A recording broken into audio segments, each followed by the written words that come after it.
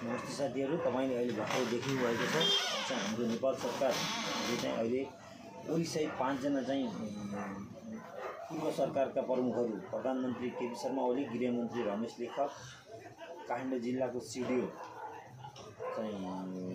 र अन्य 2 जनालाई गरी 5 जनालाई सरकारले चाहिँ पासपोर्ट रद्द गर्ने निर्णय गरेको छ र उनीहरूलाई यो जाँच आयोग चाहिँ पुरा 9 तासम्म चाहिँ काठमाडौँ भ्याली पनि बाहिर जानलाई अनुमति दिएको छैन। उनीहरूलाई काठमाडौँ भ्यालीमा बस्न बाध्य गरेको छ। कसैको बीचमा चाहिँ उनीहरू चाहिँ घरमा चाहिँ टिका सिका नलाएर चाहिँ जसरी चाहिँ आफै चाहिँ काठमाडौँमा बस्नुपर्ने छ, काठमाडौँभन्दा बाहिर उनीहरू जान पाउने छैनन्। त्यसैगरी सम्पत्ति शुद्धिकरणका विषयहरूलाई पनि लिएर चाहिँ सरकारले चाहिँ विभिन्न अरू चाहिँ नेताहरूलाई पनि यसरी नै पासपोर्ट रोक्का गरेर चाहिँ काम कारबाही अगाडि बढाओस्। त्यसमा चाहिँ हाम्रो जिएनजीको माग र चाहना नै हो साथीहरू। एकदमै खुसी लागेको छ। यही नै हो हामीले माग।